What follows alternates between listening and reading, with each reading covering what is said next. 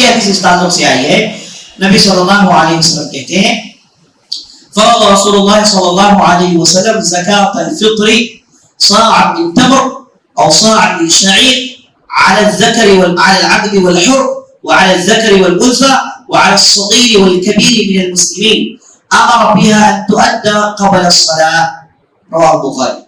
نبی صلی اللہ علیہ وسلم کہتے ہیں کہ فرض ہے زکوٰۃ الفطر ادا کرنا ہر غلام پر یا پھر رہا شدہ آدمی، ہر غلام یا پھر رہا شدہ.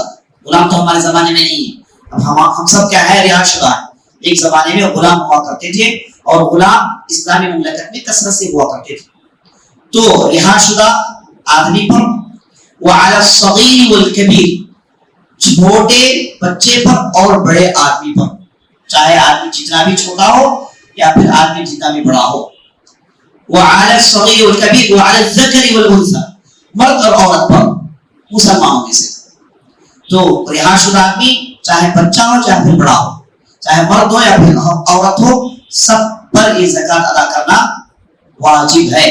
اور بعض اہل علم عثمان رضی اللہ عنہ سے ثابت ہے کہ عثمان رضی اللہ عنہ پیٹ میں جو بچہ ہے اس کی بھی زکوٰۃ ادا کرتے تھے، اس کی بھی زکوٰۃ ادا کرتے. اگر کسی ماں کے پیٹ میں بچہ ہے اور وہ 4 مہینے سے زیادہ ہے تو اسے کہتے ہیں جنین، ماں کے پیٹ میں رہنے والا بچہ، اس کے لیے بھی زکوٰۃ الفطر ادا کرنا جائز ہے.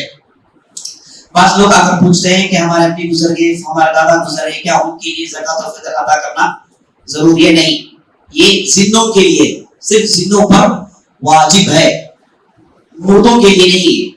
جو گزر گئے ان پر زکوٰۃ الفطر واجب نہیں. یہاں تک کہ اگر کوئی آدمی عید سے 1 دن پہلے مر گیا یا پھر 2 دن پہلے مر گیا، اس آدمی پر بھی زکوٰۃ الفطر واجب نہیں ہے. اگر کسی نے عید کے دن کو پایا، سمجھیے کہ فجر کا وقت اس نے پا لیا، صبح کا وقت پا لیا اور اس کے بعد وفات پا گیا، تو یہ آدمی زکوٰۃ الفطر ادا کرے گا. تو عید کا دن پانا شرط ہے، عید کے دن زندہ رہنا شرط ہے زکوٰۃ الفطر ادا کرنے کے لیے. تو زندوں پر ہے میرے دوستوں، مردوں پر نہیں. اور